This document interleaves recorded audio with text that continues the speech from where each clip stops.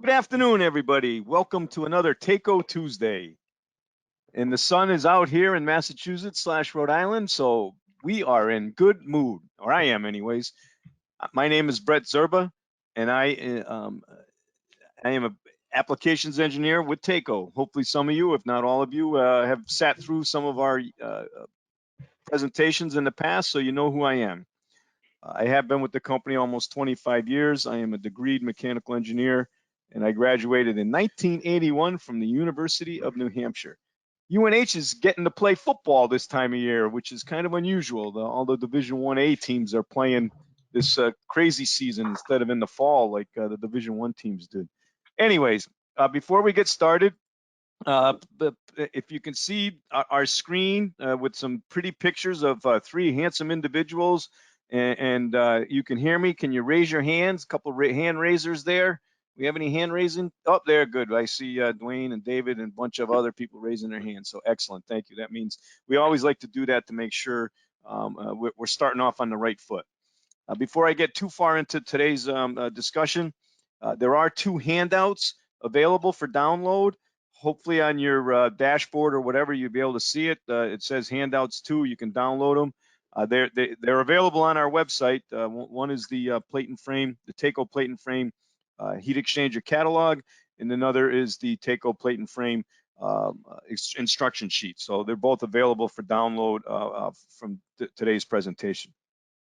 As has been the past with our other Taco Tuesdays, we do offer a PDH hour credit, and you will get an email tomorrow, around 24 hours after the completion of this one, with access to that file.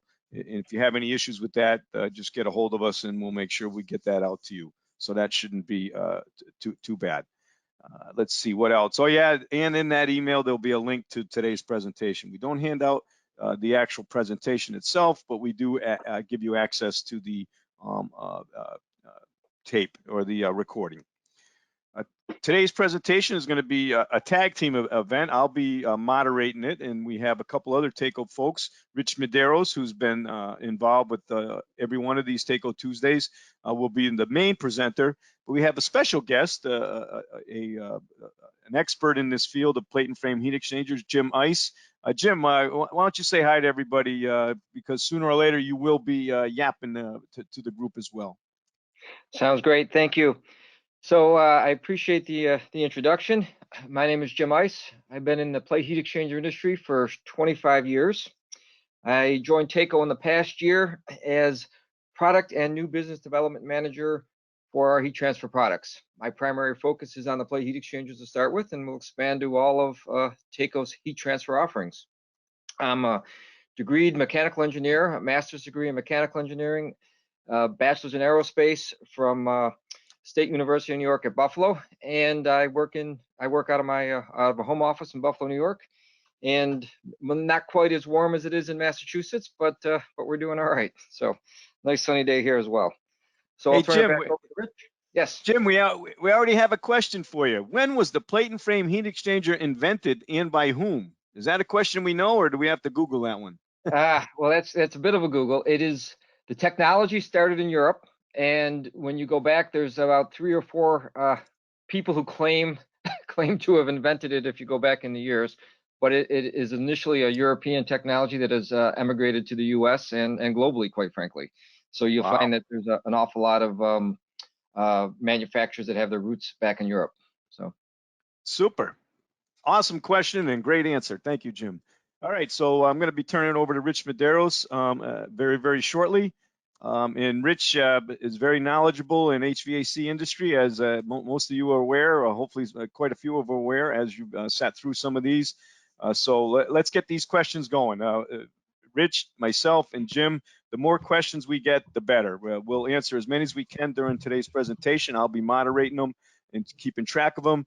And I will also, if we can't get to them all during today's presentation, we send out emails with answers to them after the fact. So please, the better the questions, the more the questions, the better we like it. It really adds to the success of this Taco Tuesday. So I think that's enough of me yapping. Everyone should know where the word Taco came from, the company name Taco came from.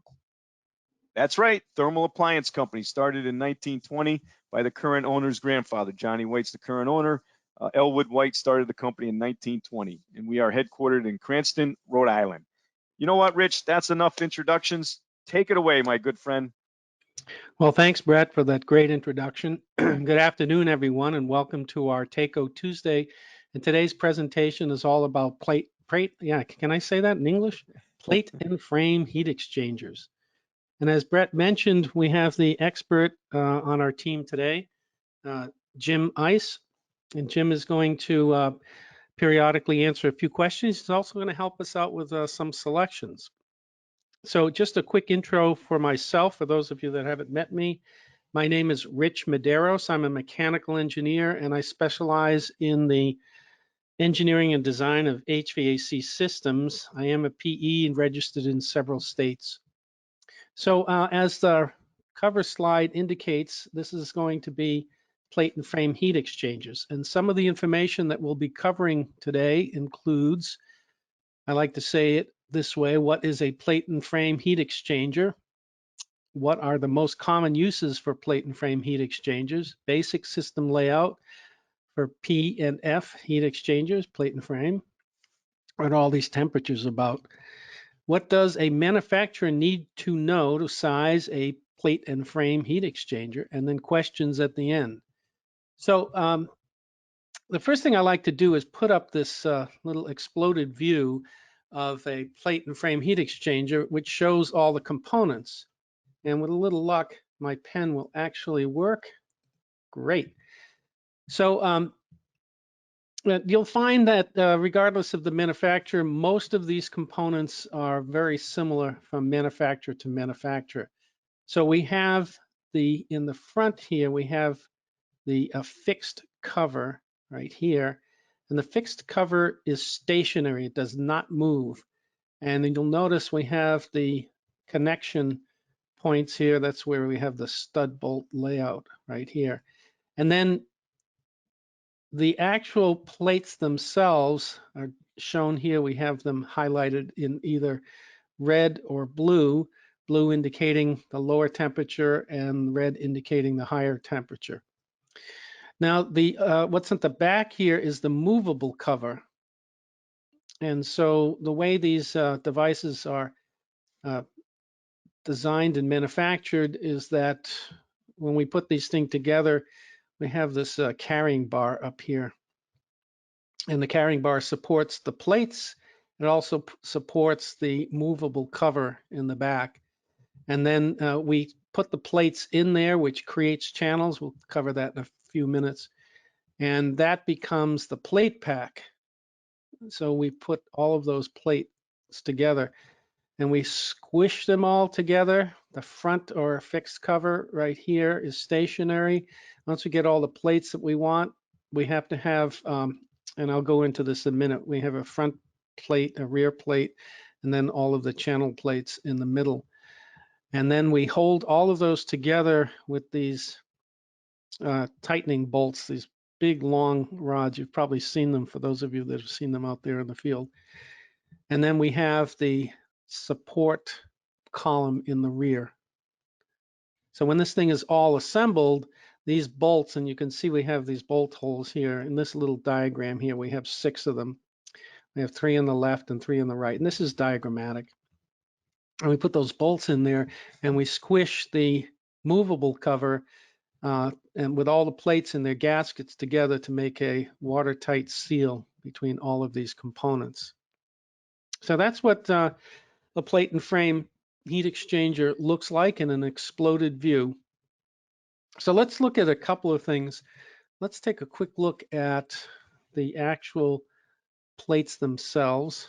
I can get my little pen here. There we go. All right. So here's what the plates look like. And let's start on the left side over here.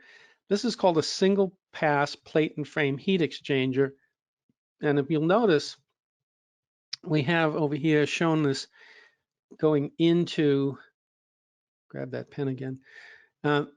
This is like a column of water, and we're pushing that water through the plate holes. So here's the plate hole right here. And that water goes through, and the heat always transfers from the hot fluid to the cold fluid. So this is looking at the cold side first for a moment. And if you'll notice, the first channel, the hot water is going up. The second channel is where the cold water is coming down. I'm saying water in this case, and it's actually fluid. Could be a variety of different fluids. And then it exits at the bottom here. So it enters at the upper left and exits rather. Did I say that backwards? I'll try it again. It enters at the upper left and exits at the lower left. So you can see the water or fluid travels all the way down till it gets to the last channel, goes to the last channel here, and flows all the way back and comes out at the bottom. And then the opposite holds true, is that the hot side fluid enters at the lower right and finds its way up each channel as it travels down, goes all the way to the end, shows the up arrows going back. And then it collects at the top and comes all the way out the top. And this is a single pass plate and frame heat exchanger. The important thing here is that the supply for the hot water is in the lower right, and the discharge for the hot water, I keep saying water, I meant fluid. Try that again. The hot fluid enters in the lower right and exits in the upper right. And the cold fluid enters in the upper left and exits in the lower left. Okay. Do we have any questions out there, Brett, in terms of the basic configuration of these heat exchange plates? We have a couple of questions. Can you go back to the first, well, the previous slide? View? I won't say first slide. Yeah. All right, hold on. Let me erase these lines here, and we should be able to go back. Yep, there we go. So the question, I'm going to kind of paraphrase it a little bit. The carrying bar, the carry bar, is it usual that that's a little longer so you can add plates in the field and kind of service it as well? So there's that carrying bar extends beyond that squished pack of plates, I guess. Isn't that true? That's right. In fact, I'm going to ask Jim to unmute himself in a couple of seconds. If he can kind of give us the rough idea between when the plate pack is squished and then when you held together by the tightening bolts. And as you loosen those tightening bolts, what's roughly the linear dimension ratio? Does it double in its size? Does it triple in size? So Jim, what do we normally see between them? It approximately doubles. So it's kind of like thinking about a spring, and the spring is uncompressed when those plates are all loosely placed there. The gaskets want to push apart a little bit. The plates want to hang a little bit from that bar. So when you initially start to tighten it up, it'll be about twice what it is when the final tightening dimension. And it can vary a little bit by model in terms of the height and the width and all that as well.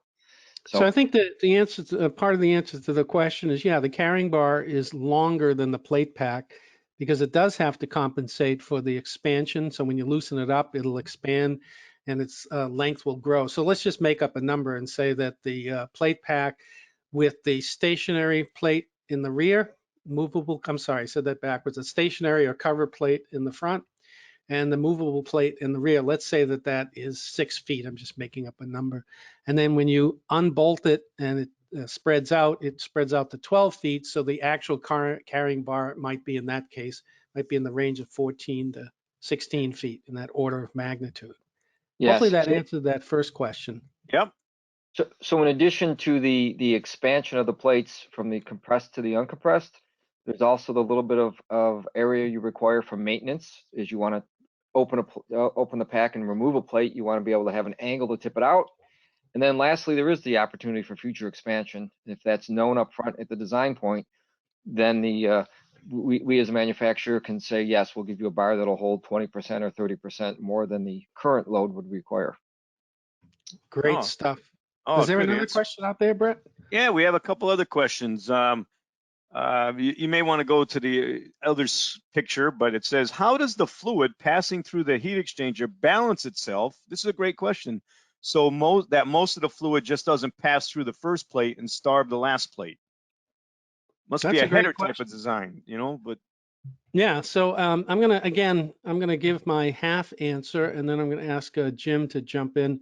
So basically, the concept is that the pressure drop when you're moving the fluid through the channels, the pressure drop is approximately the same for each channel. In other words, when we go from the cold side supply to the cold side return, the pressure drop for each one of these channels is roughly the same, as long as the plates are identical. Now, that's one of the challenges, is that as we mix the plates to get a different characteristics for heat transfer, then we might have a slightly higher velocity in one set of channels and a slightly lower velocity in another set of channels.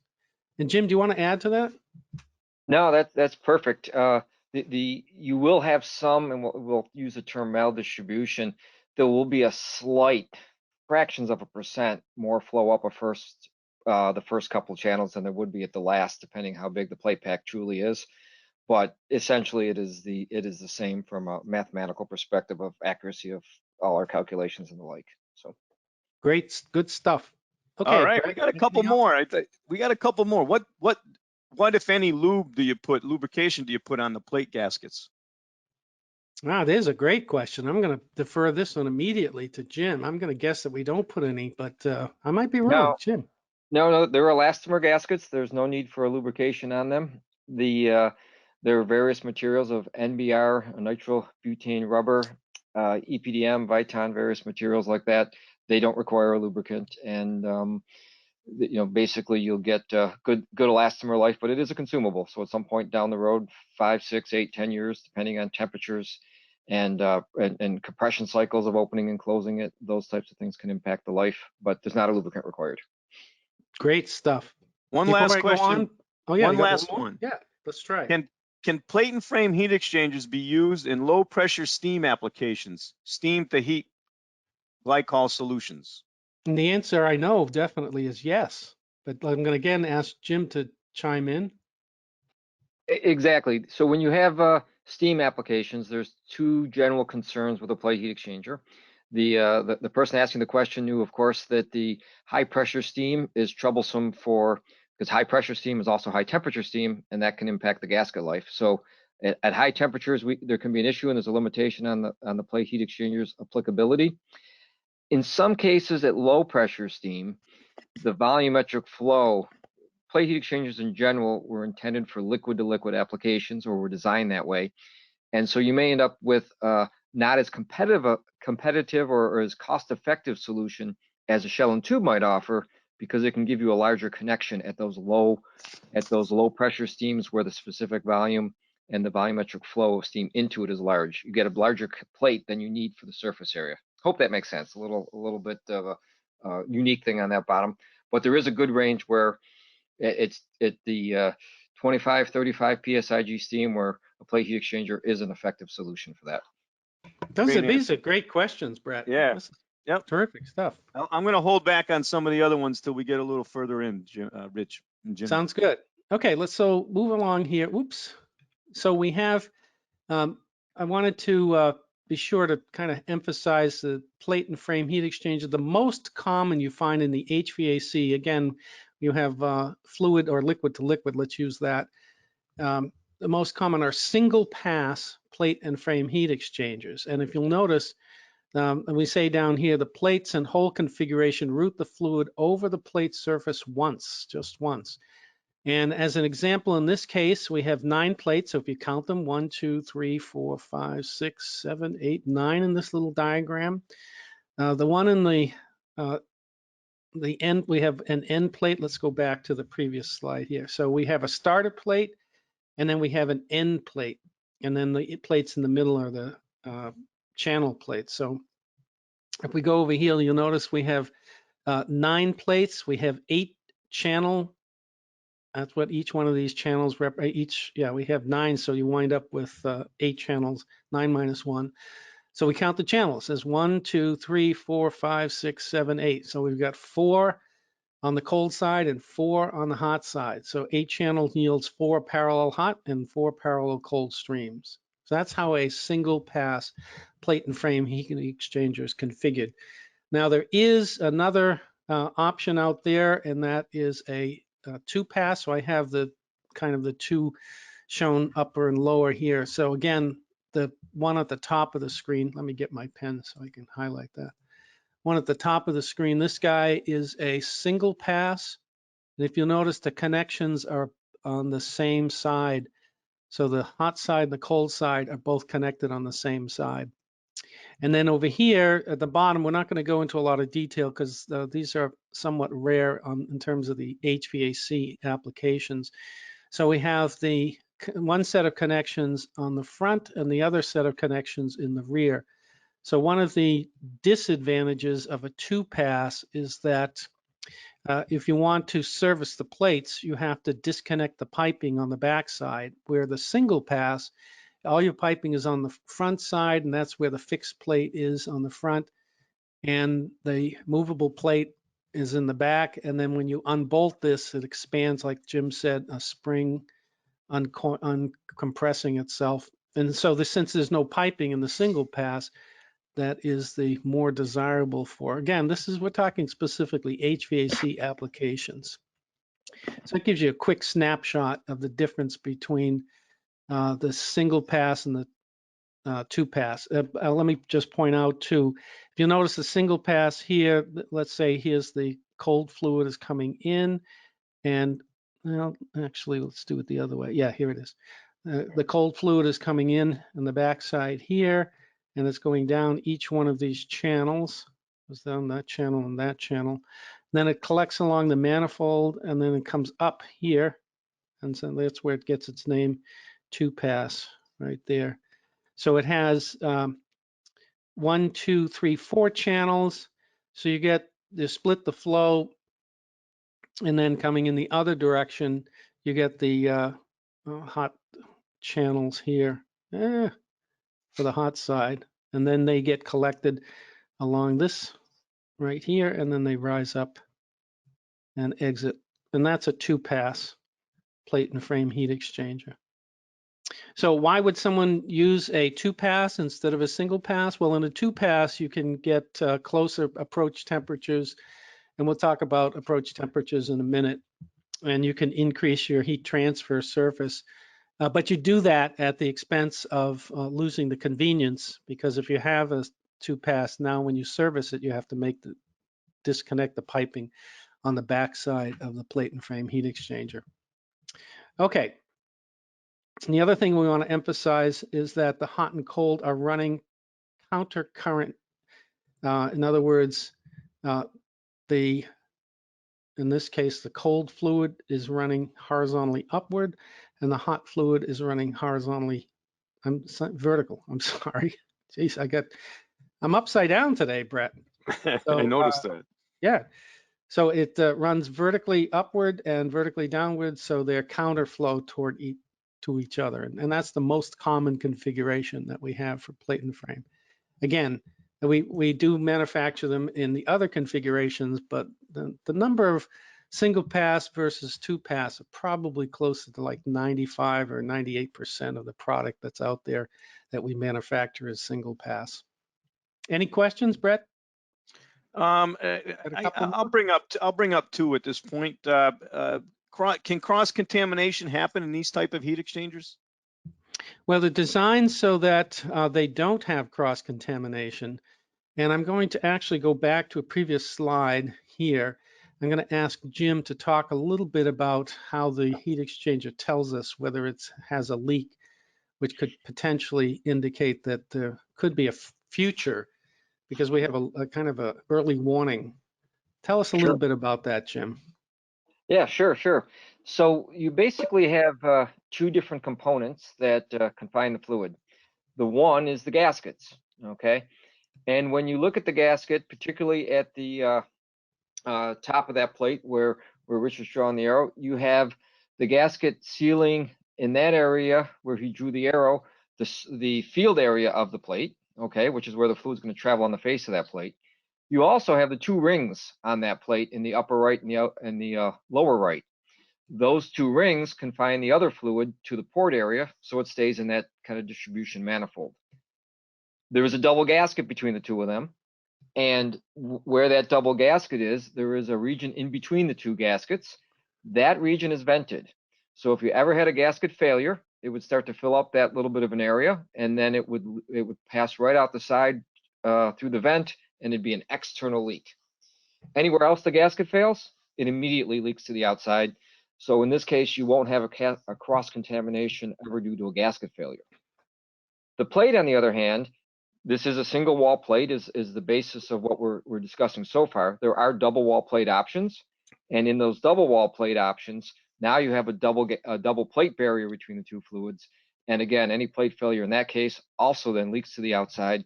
You'll always see it as an external. For the most part, in HVAC applications, the expense to go to double wall and the risk that's associated with a little bit of cross-contamination does not warrant the expense. But there is domestic hot water applications that we will service. And in those applications, because of course it is domestic hot water and you don't want to ever have with Legionnaire's disease and other concerns, you do want that absolute certainty of not having a cross-contamination. And then we'll go to that option at that point, double wall. Good stuff. Awesome. Brett, anything else? Ed, this is a nice, if a plate needs replacing, do you need to remove them all to get to the bad one? Wow, No, there's you a great don't. question. Yeah, no, you don't. The design of the carry bar where you can slide the plates back doesn't require them to be removed off the bar, but does require that they slide far enough back that you get a little bit of swing. That in turn, whether we swing it to put the last plate on or whether we swing the plate to get an internal plate on, is again why the carry bar length is the length it is. So yes, we can replace an individual plate. Okay, Good so stuff. yeah, this is good stuff. So now let's get into the application side. So what are the most common uses for plate and frame heat exchangers? And again, with respect to HVAC systems. So probably one of the most common uses is free cooling, or sometimes referred to as Waterside Economizer. And the second category is for freeze protection separation. So we want to protect one fluid from another relative to freezing. And the third most common application is probably domestic hot water.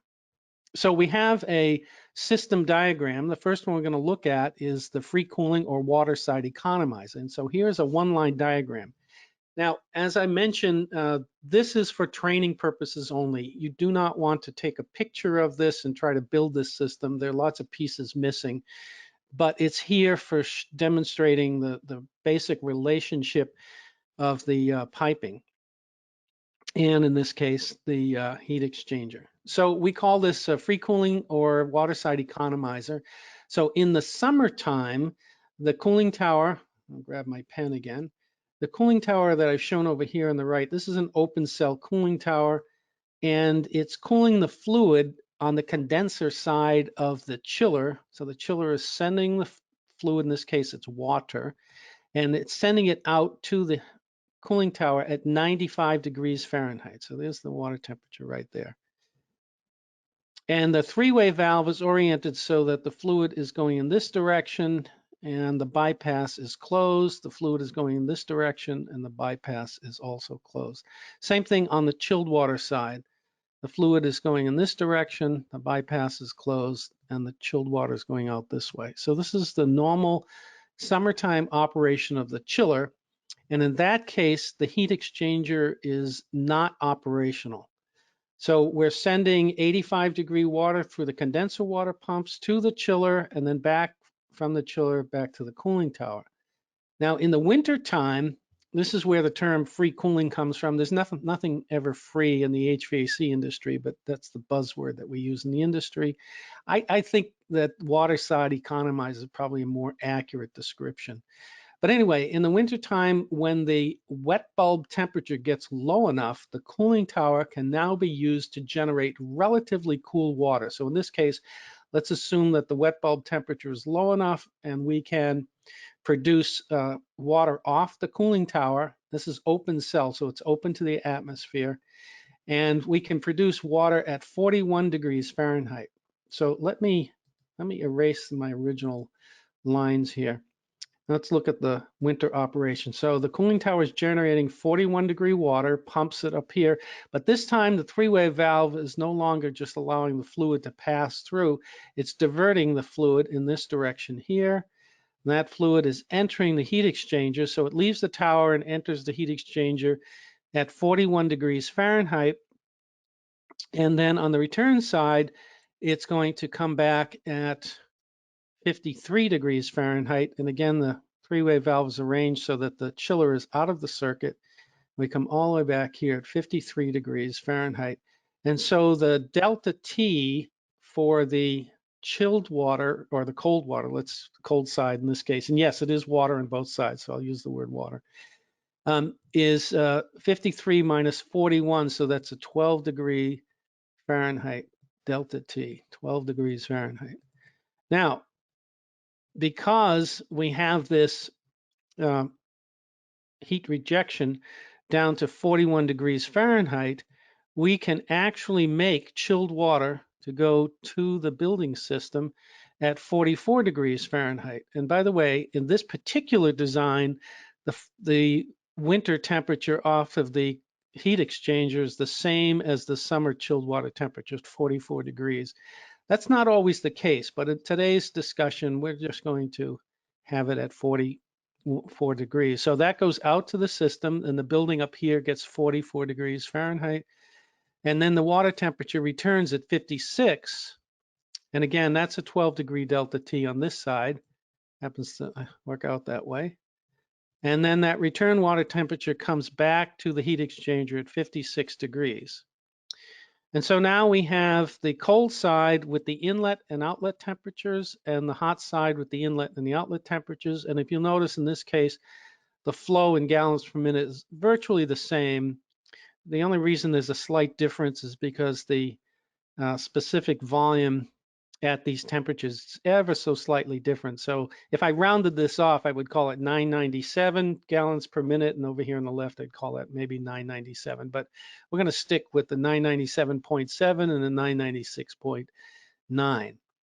So in the summertime, the heat exchanger is non-operational, and in the wintertime, it is. So in the summertime, the chiller is running, making 44 degree supply water temperature for our building. And this is a primary secondary loop using a hydraulic separator right here. And then in the wintertime, we get free cooling or Waterside Economizer by utilizing the cooling tower to make cold enough water through the heat exchanger so we can still get 44 degree water out into our building system. So any questions about, oh, and the plate and frame heat exchanger is in parallel with the chiller. Now, there are a whole series of different configurations, but this is probably one of the most common, so I wanted to show this today. There are other configurations out there. Any question about how this system is configured? Nothing's posted, my friend. Keep going. Okay, so then the next one is, let's erase these. The next most common system that we're going to talk about today is freeze protection. So in this case, we have a couple of cooling towers, and these are closed cell cooling towers. And these closed cell cooling towers are being supplied with a fluid that's 30% propylene glycol. And in this case, the system side is just plain water over here. So this, I'll just make a W for water on this side. And so in this case, this is a water source heat pump system. And we have supply water temperature, a maximum of 80 degrees Fahrenheit coming from the cooling tower, and then going into our plate and frame heat exchanger and coming back. Now, in the wintertime, if this is a closed cell cooling tower, we've decided for this configuration to have 30% propylene glycol, and that allows us to protect all of this piping on the right side. I'm going to kind of put a big circle around it. All this piping out here, if we pick the right concentration of propylene glycol, it will keep the system from freezing. And we do not have to, because this piping potentially could be out in the weather, we do not have to heat trace or insulate that piping. We don't have to have a basin heater in the tower. So, and we don't have to not only have the added cost of heat trace insulation and electric heaters to keep the basins from freezing, but we also don't have to expend any electrical energy in the wintertime, so it's more energy efficient to have this basic configuration. And then this provides cooling water for the system that is out here in the building. And I do have the left half of this system just to show you quickly what that looks like. Let's see if I can go over here. Yeah. So here's the left half of the system. So here's the piping continuing, and then here are the water source heat pumps. So that basic system configuration allows us to have plate and frame heat exchangers to separate the glycol side of the system, which is on the right side over here, from the water side of the system. So this whole side over here is glycol. I'll put a big G up here. And then over here, it's water.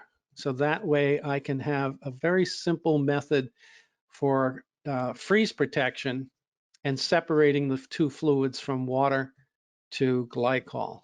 Any questions about that system configuration?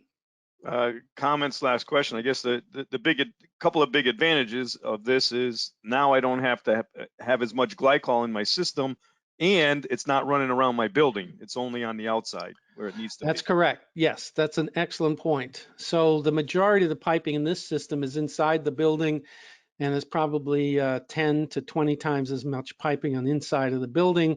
And since we're running just straight water, water takes less energy to pump. And so this becomes a very energy efficient system when you consider all of the characteristics. And the beauty of it is that the plate and frame heat exchanger allows you to do that. Very simple freeze protection strategy without expending any extra energy and minimizing the pumping horsepower, since you have only maybe 5 or 10% of the fluid in the system is propylene glycol. In this case, 30%. Anything else, Brett? Do you recommend double wall for glycol systems? If it's an HVAC system for heating and cooling, I would not recommend a double wall plate and frame heat exchanger. If the glycol for some unknown reason should leak onto the water side, it's an HVAC system. It's not part of a potable water system. If you get a small amount of contamination, you should be able to pick that up fairly quickly. And again, as Jim mentioned, if there is a leak, it'll actually leak to the atmosphere before it goes into the system. So someone should be able to figure that out. So no, I wouldn't recommend a double wall for this type of system application. Just one other quick question before we get into choosing them. Maybe Jim might have to help us with this one. What's the average length of plate life expectancy? What's the life expectancy of a plate and frame heat exchanger? I think that's the question. Or the plates Brett? themselves, yeah. The plates themselves. I'm sure in a few seconds, I'm going to pass that off to Jim. But before I say that, it doesn't matter what type of equipment you use. The life expectancy of any piece of equipment in a mechanical system is a function of good water quality or fluid quality and good maintenance. So there's no substitute for a good chemical treatment system, good maintenance, and good water quality or fluid quality. So with that in mind, I would say that it's kind of a sliding scale. Equipment has, for a poorly maintained system with poor quality fluid, it's not going to last as long as a system that is very well maintained, good chemical treatment, and good quality fluids. So having said that sliding scale, Jim, you want to jump in for a second and give us some input as to what you think you see out there? Sure. Well, there's a few things in addition to the approach of the maintenance and the water quality, which is critical. There's also some concerns with things like the operation of the system. If you were to have some cycling issues, the pump cycles on and off, you can have some plate flexing, things like this. Generally speaking, and this is maybe mostly from an experience perspective, I would say that I've seen gaskets and HVAC systems last between 5 and 10 years. Plates typically last 10 plus, okay? And you can replace the plate pack and a frame, you can get maybe 20 years out of it. But all of that is predicated on good operational maintenance, handling it the proper way, designing the system the proper way, and right to what you're speaking to. So. Good stuff. Anything else, Brett? Nope. Okay, so the third system that we want to show you, as the third most common, would be for, oh, I have the title up here. For some reason, I didn't change that title. And I meant to have, oh, no, that's the left half of it. It's domestic hot water system.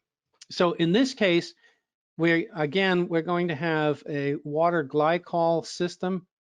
We're going to have a heat exchanger that's going to have, let's say, a very limited amount of piping for the boilers and for the heat exchanger. And then on the domestic water side, that's going to be pure water. And in this case, we would recommend, well, I believe it's required, and I'm going to ask Jim in a few minutes to jump in on that. But in this case, it would be a double wall plate and frame heat exchanger. So that means the actual plates themselves will be double walled. Okay, so now that we've gone through the three most common types of systems, I've put them together over here so you can get a quick snapshot of just the heat exchangers themselves. And the first one we said was free cooling. The second one over here is a water source heat pump, and the third one is domestic hot water. And like I like to put in there, like, what are all these temperatures about? Well, the supply, the cold side and the hot side temperatures should be pretty obvious.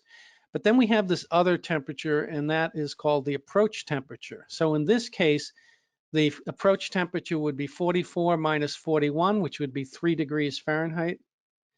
The second one, it would be 85 minus 80, and the approach temperature there would be 5 degrees Fahrenheit. And in the domestic hot water system, the heat exchanger has a approach temperature of 10 degrees Fahrenheit, and that would be 160.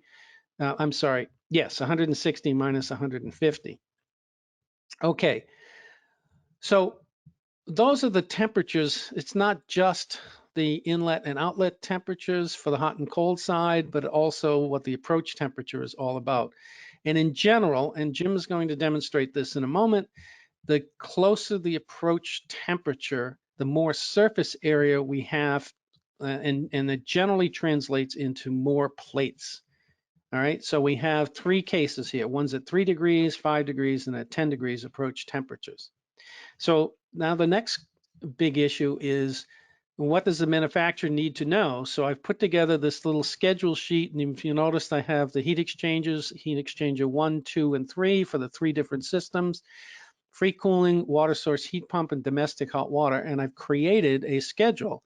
So there are the tag numbers, HX 1, 2, and 3. There's the systems that they're serving. And then here are the temperatures. So on the hot side initially, so let me grab my pen one more time here.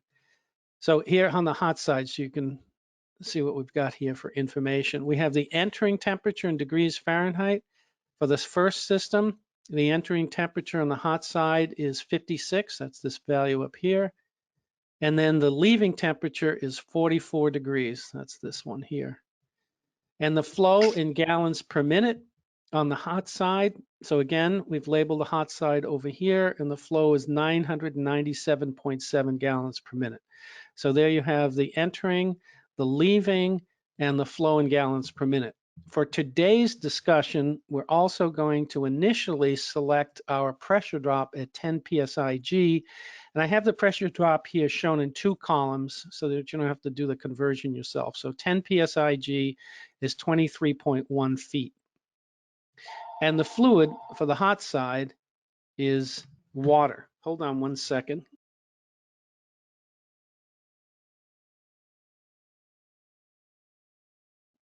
That phone always rings when you least expect it. And again, the cold side, so let's look at the cold side. Excuse me one second. The cold side here is 41 degrees. That's where that value comes from. On the entering water temperature, the leaving water temperature is 53 degrees. and the cold side flow is 996.9. And again, for today's discussion, we're going to have an allowance of 10 psig, which is approximately 23.1 feet. And the fluid is water. And the last thing we need to know is what is the heat transfer. So when we look at the hot side and the cold side, we say that the heat transfer is equal. Now we know in the real world the heat transfer is slightly different, but the amount of heat loss to the atmosphere is negligible. So we only put one value in here for the heat transfer. So when it comes to heat exchangers, especially plate and frame heat exchangers, we know that the hot side heat transfer to the cold side heat transfer is fixed. Okay, so I've kind of run through those values for that first selection just to show you where all the numbers came from. And now I'm going to turn it over to Jim. I'm going to ask for Brett's help. But before I do that, do we have any questions, Brett, floating out? Let's keep going. Okay, so we're going to turn it over to Jim, and he's going to make selections for these using the software that we have available for these three different applications. So Jim, I'm going to turn it over to you. Great. Thank you so much, Rich. So as Rich laid out those scenarios, I'm going to take a look and put them into our selection software and show the impact and how simple it is really to effectively size a heat exchanger. I believe everyone can see the snippet I have at the bottom here of the conditions that Rich had laid out. Yeah, I can see it. Perfect. And the upper portion here is our selection software. So I'll go right ahead. The first thing we look at is the two fluids. As was indicated, the first heat exchanger HE-1 is water and water. So nicely it defaults to that for me. So I'll bypass that and move right on to the temperatures. We have 56 entering, 44 leaving on the hot side. The pressure drop was identified as 10 psi. On the cold side, we used 41 and 53. And again, 10 psi. Now, as we walk through all of these various parameters, from a heat transfer perspective, we have an energy balance. As Rich mentioned, you have a little bit of losses. They're not measurable, okay? Especially when you look at these temperatures, they're probably only a few degrees away from room temperature as it is. So being that they're not measurable, we can do a calculation. We could do it by hand, basically, to do an energy balance and figure out how much a flow rate, temperatures, and how many BTUs per hour that is. And all the heat from the hot goes into the cold. We could do the same on the cold. So essentially, I can come over to our selection program here, and this is in M BTUs per hour. So if I put in 6,000 M BTUs, that's 6 million BTUs per hour. With the four temperatures I have, I can click calculate. And after a quick little second, it nicely gives us the flow rates, which don't match exactly, but basically they're very, very close, comparable. And of course, that's a slight difference in the physical properties in one selection program versus another, okay? But the result is that we get a very nice selection out of here. We have a PF62 with 229 plates.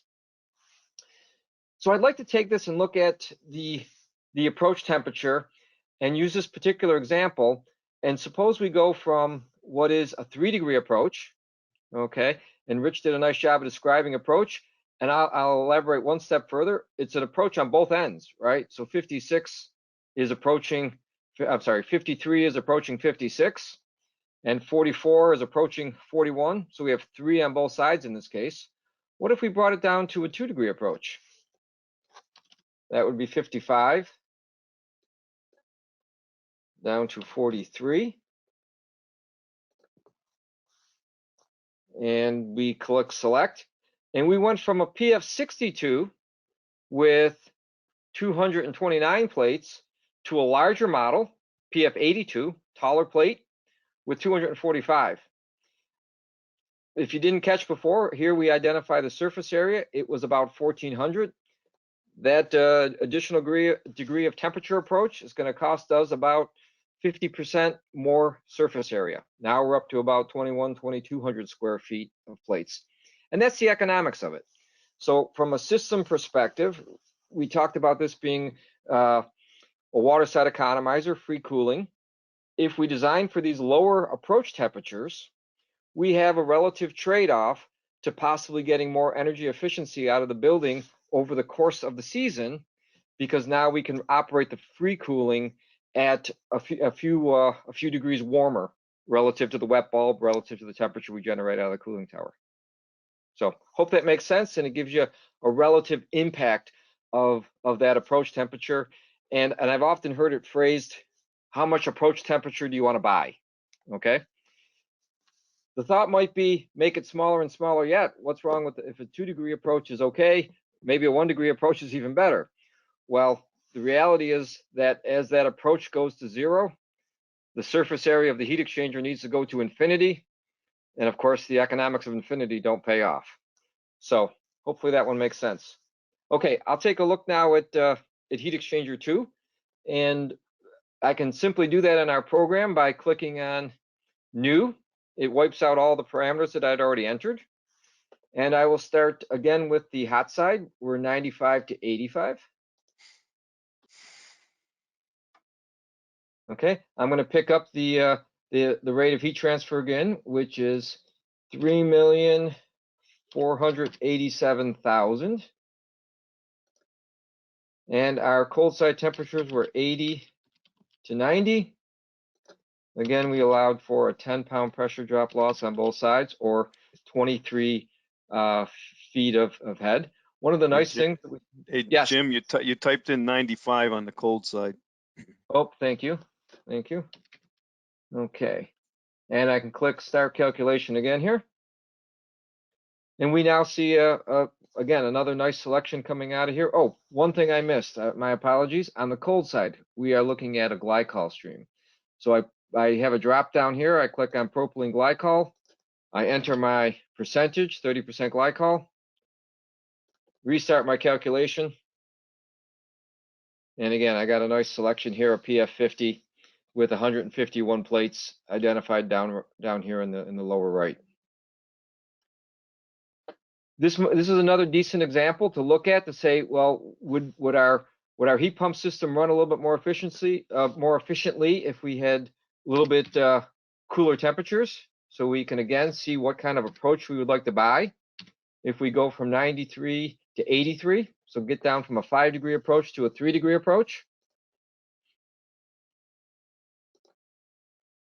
we see that it moved us from a PF50 that had 809 square feet, I'm sorry, 801.9 square feet, and it moved us into a PF62, again, a larger model that's got close to 1,000, 980 square feet. So there's an impact as that approach temperature gets closer and closer. All right, we'll take one more look at the last selection here, and that was the one that was domestic hot water. So domestic hot water puts us into a double wall solution. Our program over here on the left-hand side has an option to toggle on double wall. Double wall plates are only available in 316 material. They come in, instead of 0.5 and 0.6 millimeter thick plates, they come in 2.035 millimeter plates that have been pressed together at the same time. When we put them in the press and we press them together at the same time, that assures a good tight fit between those plates, because while we want the plates to be double wall and there in essence to be a leak path if we ever have a failure, we also want them to nest as tightly as possible, so that in turn we basically maximize the heat transfer by minimizing that air gap, which would act as insulation. So let's walk through this selection. We have on the hot side 160 degrees, but before I repeat that same mistake, let's click on the fact that we've got propylene glycol on the hot side. So again, we select our 30% propylene glycol. Return to the temperatures, 160 down to 130. In this case, I'm going to, just to show you what the program can do, we're going to click on feet of water, and we'll select with the equivalent feet of water at 23.1 feet of water on both sides. The domestic hot water that we're heating is entering at 120, exiting at 150. And again, we had 6 million BTUs per hour. We click our calculate button, and we see down here, we have another PF50, so a comparable design to what heat exchanger 2 was initially, but we have DW. So we have two 0.35 millimeter plates. They're pressed together. They're then basically gasketed, formed, put into the heat exchanger, and that effectively gives us our double wall design. So that, again, any plate failure as well as any gasket failure always leads to an external leak, protecting that domestic hot water circuit from any cross-contamination. Brett, do we have any questions? Yes, we do. We have a couple of questions. What size strainer would you recommend for plate and frame heat exchangers? It's going to depend on the individual model. So different models come with different pressing depths. And when I say pressing depth, what I mean is when you look at the shape that the plate takes, it'll do that's not the best color to be showing this with. The plate will have a chevron pattern that waves up and down, okay? Depending on the pressing depth, which is a measurement from the top of the peak to the bottom of the trough, we basically take 50% of that. So if two particles at 50% were to come and collide in that channel, they would be able to pass by each other, because if the strainer is at least 50%, particles will always be less than 50% that are in the heat exchanger. Having said that, all right, there's also a concern, or you pay a little bit of attention to the concentration of particles. Kind of in a tongue-in-cheek way, I like to say, we can pass a grain of sand, but you can't pump the beach. So, any other questions? Yep, we got a good one here. What needs to be done for inspection and regular maintenance and cleaning on the heat exchanger and plates? Well, that really goes back to a little bit of what Rich said with water quality and water and maintenance. So my perspective is that you should try to keep a good measure of the performance of the heat exchanger. You've got characteristics that what's the heat exchanger doing? It's delivering to you a degree of heat transfer, what you're requiring, how many BTUs per hour. It's also delivering to you, or you're getting out of it, a pressure drop. If the pressure drop is stable, if the heat transfer performance is stable, kind of crass grammar, but like to say, if it ain't broke, don't fix it. To open up a heat exchanger just to inspect it is not necessarily a bad thing, except for the fact that all those gaskets, when they're 3, 4, 5 years later, they start to basically take a little bit of a compression set, and they start to harden a little bit. You want them to be an elastomer, but as an elastomer ages, it loses some of that ductility and elastomer properties. So I've seen situations where somebody opens a heat exchanger just to inspect it, make sure everything is going well. They give me a call, they need to buy some new gaskets. When we have the conversation, I found out they had twin units, and they were, like I said, just doing it on a preventative basis. They couldn't get the unit to reseal after about 5 years because those gaskets had hardened a little bit. But the twin unit, they didn't open after our conversation, and they got another 4 or 5 years of life out of it before they called for that second set of gaskets. So in essence, measure your performance. If it's delivering the heat transfer you want, if the pressure drop is consistent and not only fluctuates with flow, of course, it doesn't fluctuate with just time at a stable flow, then if it ain't broke, don't fix it. And there really isn't much more to it besides that. But really, that preventative stuff of good quality water and fluid maintenance is critical. Here's a good question. Is the pressure drop always the same on both sides?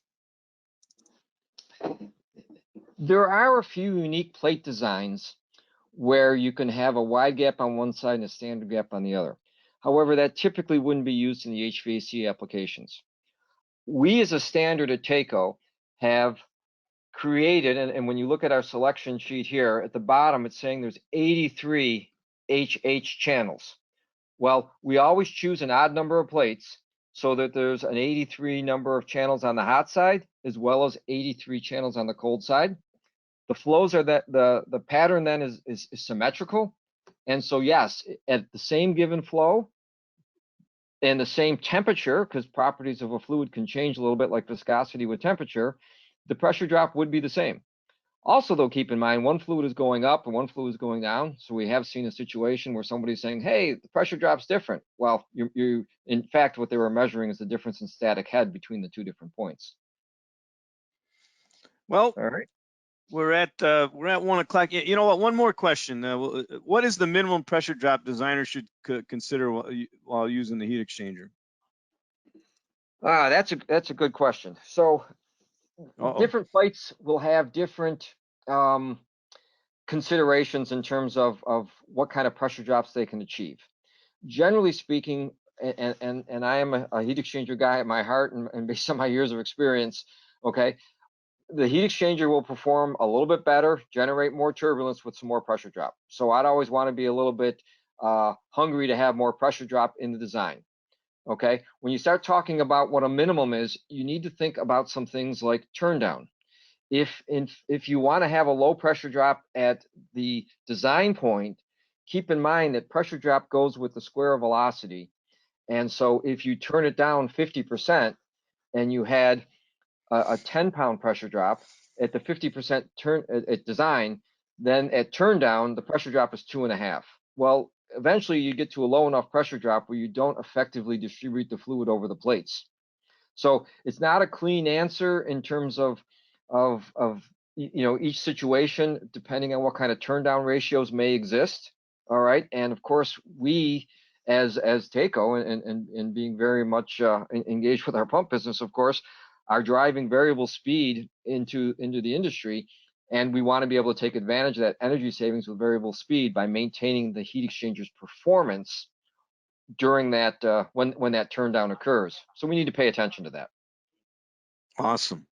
Well, we have reached a little after 1, so I think I apologize, we won't be able to get to all the questions, but I will gather them up, and Jim, Rich, and I will make sure we answer them all and get them out to you in the next couple of days. Jim, Rich, thank you very much. Jim, you want to say goodbye before Rich says goodbye? Yep, thank you guys. It was a pleasure to participate in my first TACO Tuesday, and look forward to engaging and presenting these types of educational opportunities with heat transfer in the future. Thank you so much, and everybody enjoy your day. Thanks, Jim. Rich, how about yourself? Great job, Rich. Thanks a lot. I want to say thanks again for everyone participating. I noticed there were several questions that popped up that were more detailed, and like how to calculate the log mean temperature difference and how to calculate the heat transfer surface area. So what I would recommend is that for those of you that want a more in-depth for plate and frame heat exchangers, contact your rep, TACO rep, manufacturer's rep in your area, and he can arrange for us to do a more detailed presentation that will really dig into the science of heat exchangers. So with that, I'm going to say thanks again. Stay safe out there, and turn it back to Brett. Thank you, Rich. Thank you, Jim. Thank you, everybody, for your questions. Great questions, and we will get them all answered. Keep on the lookout for tomorrow for your email with a copy of the recording and access to your PDH hour certificate if you need it and it's acceptable by your state.